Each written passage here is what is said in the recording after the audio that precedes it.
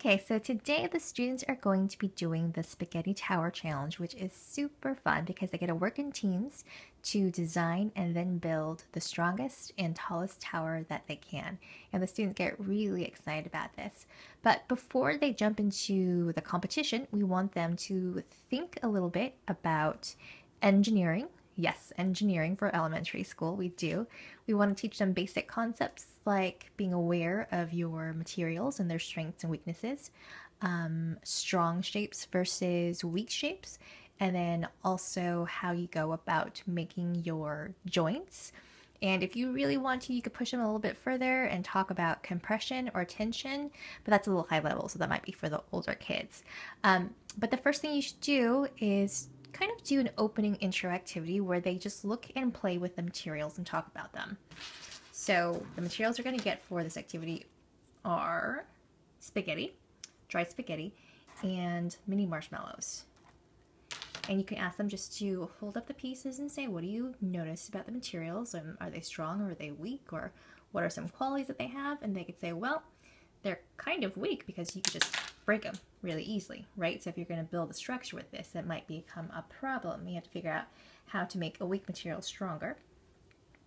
But in some cases, they could say, well, they're also kind of flexible, so you could bend them a little bit before they break, and sometimes when you're building something, that might be a good thing, depending what the purpose is.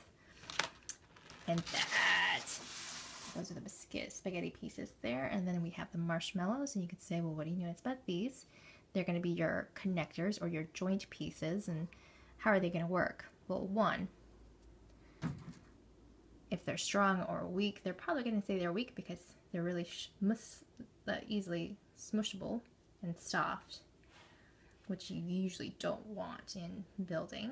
But in some senses, they're good because they're sticky and they're going to grip or hold on to your spaghetti pieces quite well. Okay, so you could talk about that, and then you can ask them about shapes and have them make predictions. What do they think are stronger shapes? Squares or triangles, and get their responses and their reasons why they think so.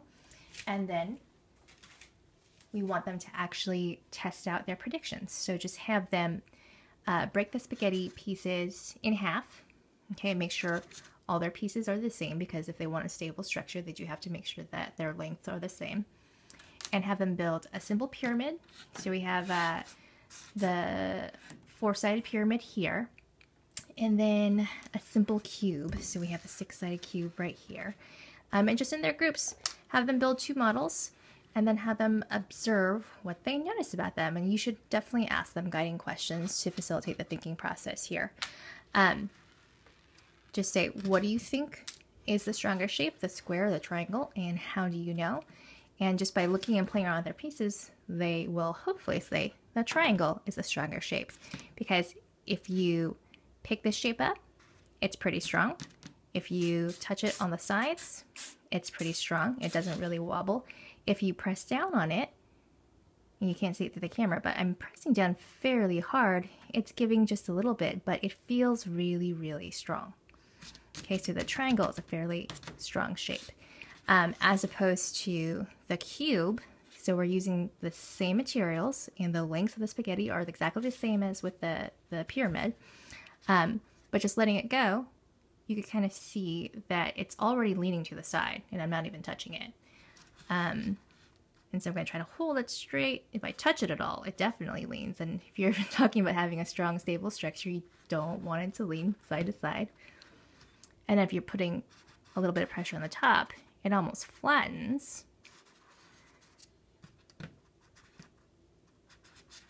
And we can't even get it back to its original shape, so it'll be really easy for them to observe that the square perhaps is not the strongest shape. Now you could stop right there in the opening activity, or you could take it a step further and you could say, well, if we know that the triangle is the strongest shape, we can mostly use triangles in our towers, but what's the problem with that? And the problem is, if you need your tower to hold something, it's pretty hard to create a platform up here where the egg is going to stay there and not fall off. And also, it's a lot easier to build taller if you're using squares as opposed to triangles. And so a good option would be to combine both triangles and squares, and you could ask them how they would do that. And one way would be to integrate triangles into the square by creating braces. You guys can do this together as a class.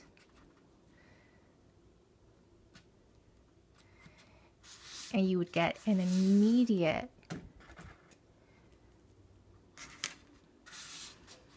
test of whether or not adding these triangle shapes would make this square stronger.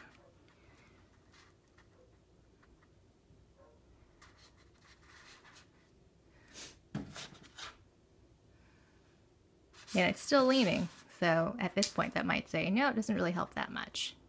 But what if we put the diagonal braces on all sides? And you could show them how these are the triangles that we're adding in.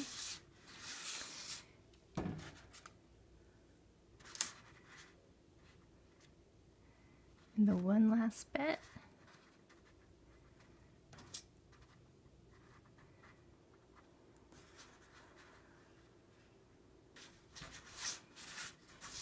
Okay, so there is my new shape that combines squares and triangles.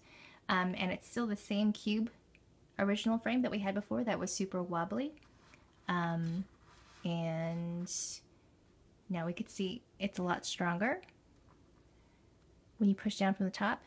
It's a lot stronger when you push from the side. It's not completely falling over like it was before. If I pick it up and let it drop, it's staying in shape. Oh, gotta stick that back in there. It still doesn't feel as strong and stable as the pyramid does. This is really, really strong. But it has improved greatly from the original shape, which is just the cube without the triangle braces in there. And so again, a really quick and easy way for the kids to see right away how you can make shapes stronger. One more thing you might want to discuss with them is how they're going to use and build their joints. So you can say, what do you think is going to be stronger if we push the spaghetti straight through? Say they wanted to build a cross section.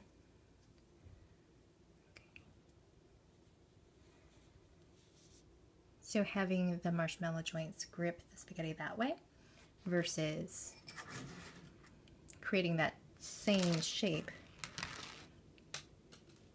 this way, where you are not pushing the spaghetti straight through, but having them meet at the marshmallow joint. And then just have them build it. And they can make observations and compare the two in terms of which one is stronger.